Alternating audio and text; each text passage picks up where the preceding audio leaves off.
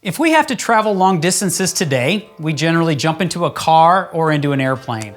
In the ancient world, if you had to travel any length of distance, you generally did that by either foot or boat. So land and sea travel are a very common aspect to Roman society 2,000 years ago. And in this episode, I walk us through what it was like to travel by way of foot as well as by boat, and what this looked like for the Apostle Paul, who spent considerable time doing both. And then this episode concludes with what I believe is one of the most powerful things the Apostle Paul ever said about what it means to follow Jesus in the world. So friends, here we go. Part 7, our final episode in our series, Life in the Roman Empire.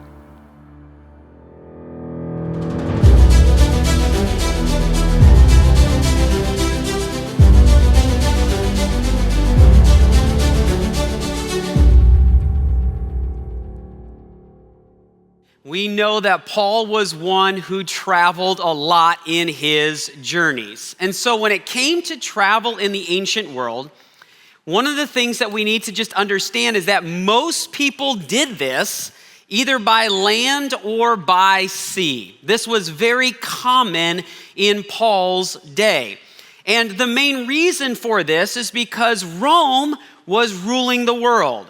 There is the Pax Romana. Things are relatively at peace, and so people have the freedom to travel. We're starting to experience that more now that COVID restrictions are lifting. It's like everybody's like, I gotta get out of the house, I gotta get out of town, I just gotta go somewhere.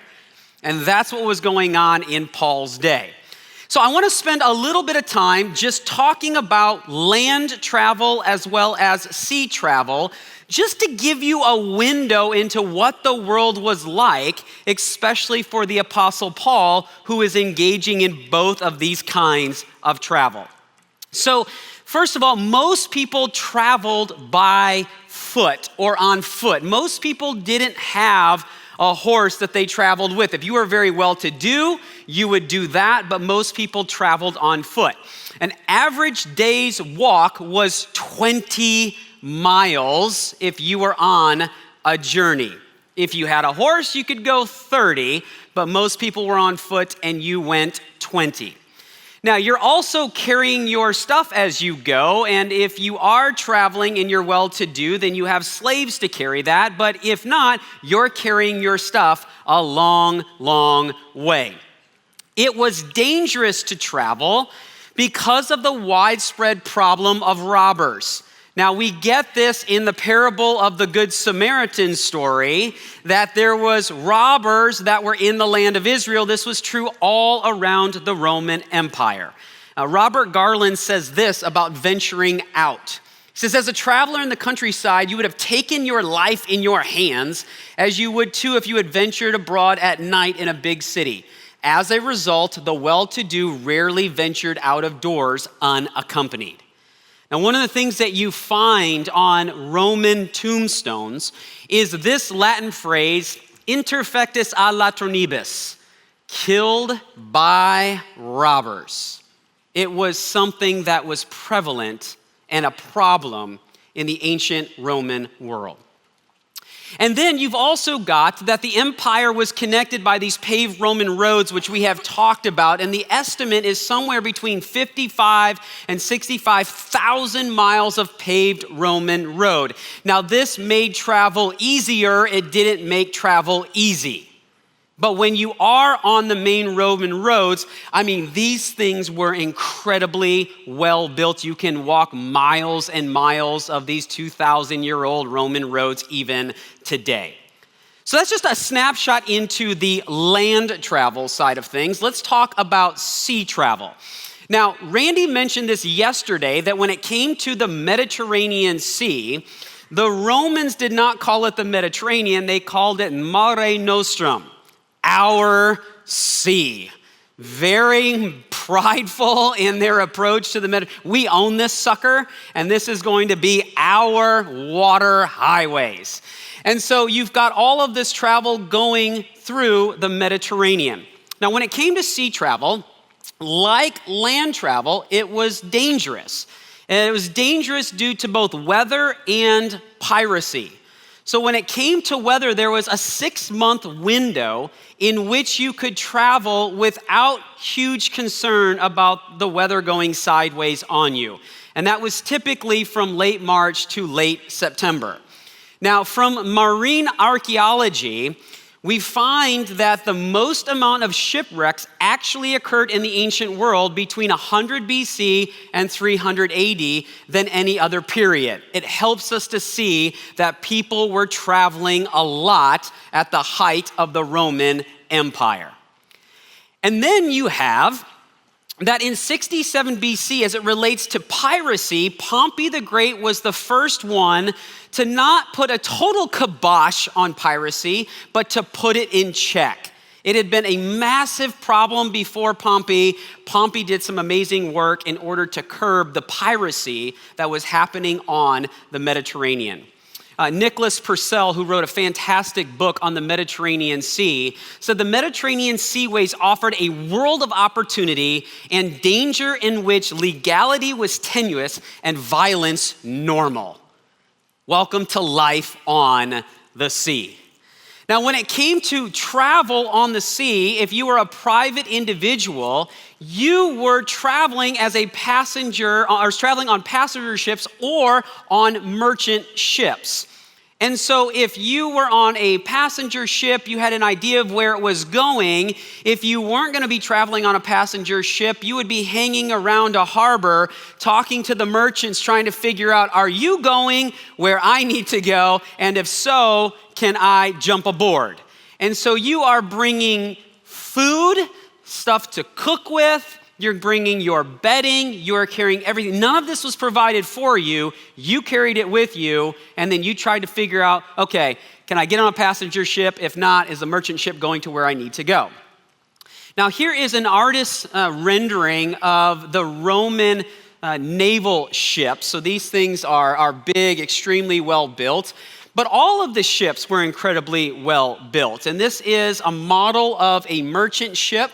And this is one that you can actually see at Ephesus today. Now, we see that in Paul's journey to Rome, he experiences a shipwreck. And they fall ashore on the island of Malta.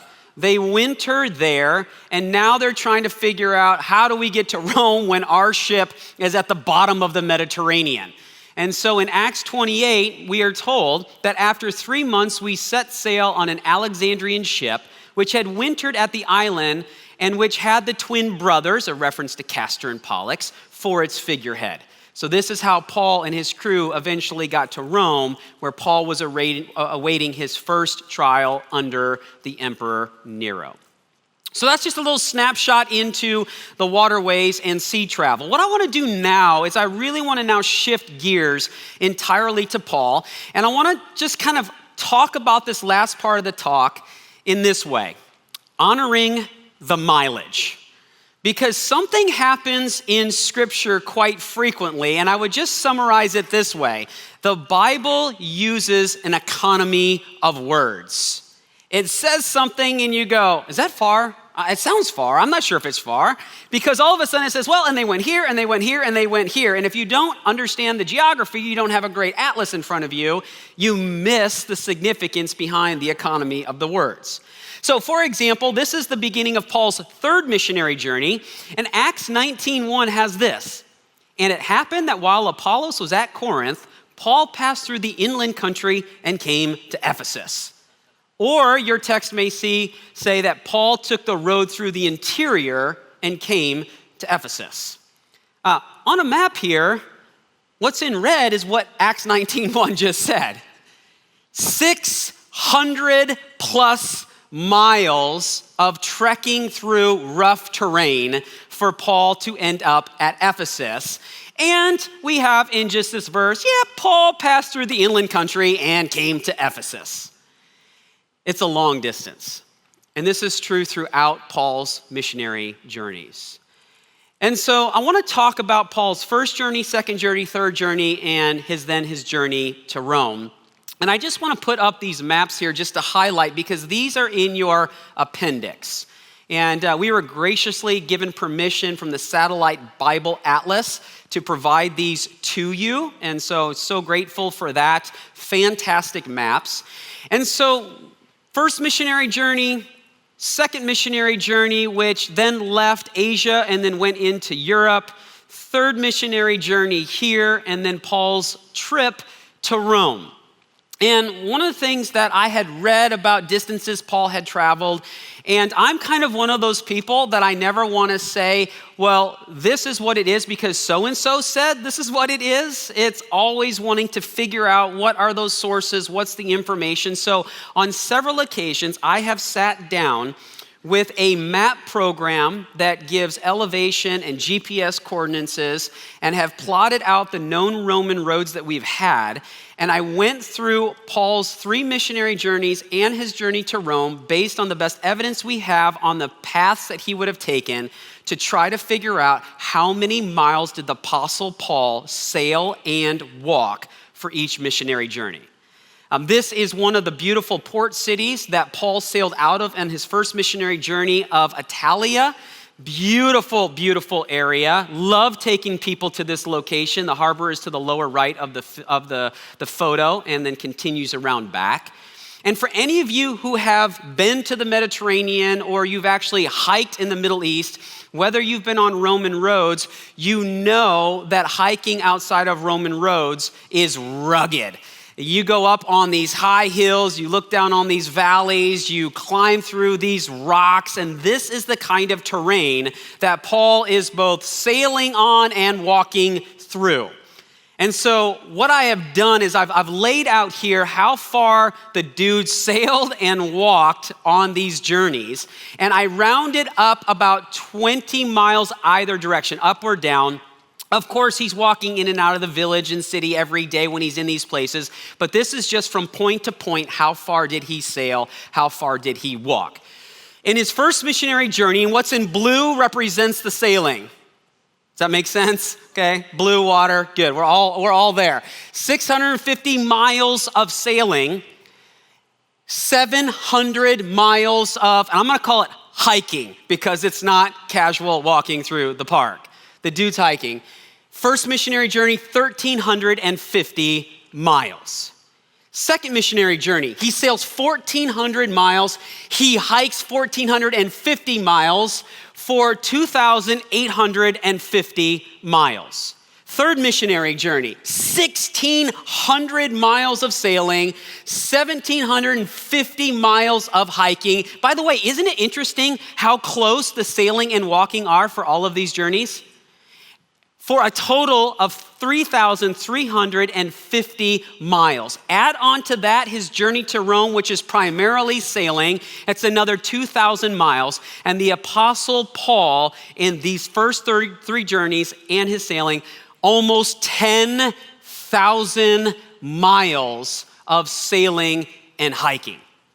And this doesn't even take into consideration his fourth missionary journey after being released under Nero and where he went from there, which his later letters give us indications of where he visited. We just don't have an itinerary. Add that on top of that, and that's how many miles the guy went. Now, just for this right here, 9,950 miles, that's the equivalent of all of us right now standing up, hiking to Virginia Beach, jumping on a ship, sailing all the way across to Egypt, and then hiking to China. That's what this man did. Now, many of us know the famous passage in 2 Corinthians 11. Before we read this, now in light of some of this additional information, let's be reminded when the Apostle Paul wrote 2 Corinthians. He's in the midst of his third missionary journey. He's writing from Ephesus. He hasn't yet gone and sailed and hiked back to Europe at the end of his third missionary journey. He has not been arrested in Jerusalem. He has not spent 2 years under prison and arrest in Caesarea on the coast. He has not appealed to Caesar yet. He has not made his trip to Rome, in which he had another shipwreck. And this doesn't include, after his first trial under Nero, getting out and going on a fourth missionary journey and then getting arrested again. None of this is part of his resume of all the crap he went through. So just know that this is all happening sometime before and during his third missionary journey. So here we go. Whatever anyone else dares to boast about, I am speaking as a fool, I also dare to boast about. Are they Hebrews? So am I. Are they Israelites? So am I. Are they Abraham's descendants? So am I. Are they servants of Christ? I am out of my mind to talk like this. Don't you love Paul, by the way? I hope that one of the things about this conference is that you have fallen in love more and more with the Apostle Paul. His heart, his passion, his desire, and what he is doing. I am out of my mind to talk like this. I am more. I have worked much harder, been in prison more frequently, been flogged more severely, and been exposed to death again and again. 5 times I received from the Jews the 40 lashes minus 1. 3 times I was beaten with rods. Once I was pelted with stones. 3 times I was shipwrecked. I spent a night and day in the open sea. I have been constantly on the move. I have been in danger from rivers, in danger from bandits, in danger from my fellow Jews, in danger from Gentiles, in danger in the city, in danger in the country, in danger at sea, and in danger from false believers. I have labored and toiled and have often gone without sleep. I have known hunger and thirst and have often gone without food. I have been cold and naked, and beside everything else, I face daily the pressure of my concern for all the churches. And the question is, why? Why does Paul do this? Well, he gives us some indication. In his first missionary journey, he sails from Seleucia to the island of Patmos. He goes up then into the Asia Minor area. He goes from Perga to Antioch, Iconium, Lystra. He's in Lystra, and the man gets stoned. And it says that they all believed he was dead, and so they drug him out of the city and plopped him down as a dead man. And yet he wasn't dead. He comes back from being unconscious, completely beaten to shreds with rocks, pelted, blood, bruises, swelling everywhere. And he walks right back into the city. Hey, everybody, didn't work. And then it says the next day they go to Derbe, the next city on the Roman road. And it is here where Paul says this, or Luke records for us. They preached the gospel in that city, talking about Derbe, and then won a large number of disciples. Then they returned to Lystra, to right where he had been stoned. And what's more, he goes to Iconium and Antioch. It was the people who were angry with Paul at Antioch and Iconium that tracked him down into Lystra in order to stone him. He goes right back to where everybody wants to kill him. And you go, Paul, why? Why are you doing this? He's doing this to strengthen the disciples and encouraging them to remain true to the faith. And then he said, we must go through many hardships to enter the kingdom of God. Here's something Paul understood. Following Jesus isn't safe. And it was never intended to be so. And in Paul's last letter, he's writing to Timothy. Anybody know where Timothy's from? Lystra. Guess who watched Paul get stoned nearly to death on his first missionary journey? Timothy. Who got picked up to be Paul's disciple on Paul's second missionary journey? Timothy. Who is Paul constantly pouring into? Timothy. And when Paul is in Rome about to die, knowing that his race has come to the end, he writes here in 2 Timothy 3, you, however, know all about my teaching, my way of life, my purpose, faith, patience, love, endurance, persecution, sufferings. What kinds of things happened to me in Antioch, Iconium, and Lystra? The persecutions I endured, yet the Lord rescued me from all of them. The Lord rescued me from all of them. Wait a minute. He's been stoned. He's been shipwrecked. He's been robbed. He's been beaten time and time again. And Paul has the audacity to go, oh yeah, God rescued me from all of them. Well, if that's God's form of rescue, I'm not sure how many of us want to sign up for that kind of rescue. But here's what Paul was getting at. Oh yeah, God got me through. Why does Paul do this?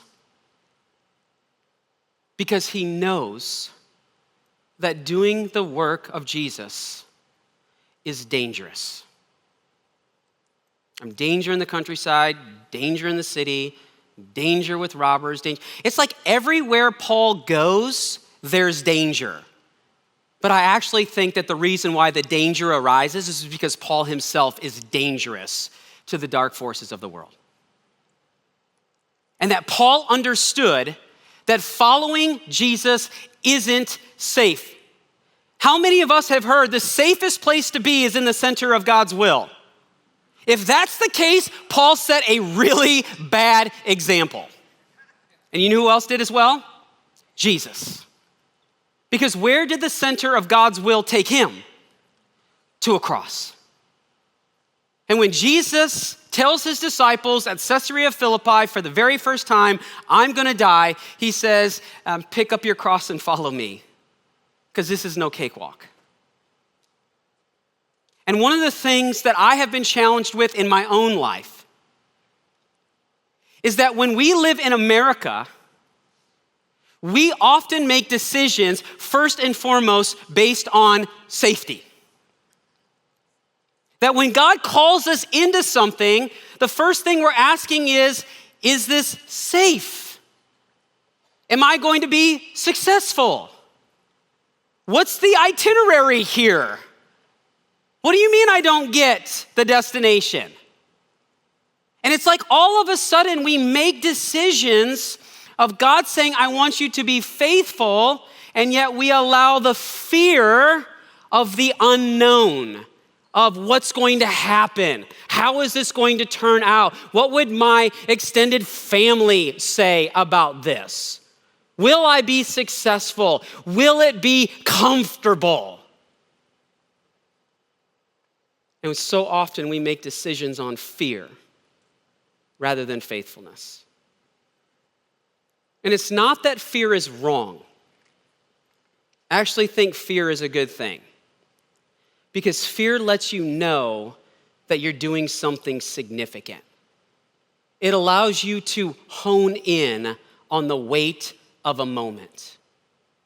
But where fear becomes problematic is when it leads to paralysis. Courage is pushing through the fear, not experiencing the fear. I think over and over and over again, Paul experienced fear, but he didn't let fear keep him from faithfulness.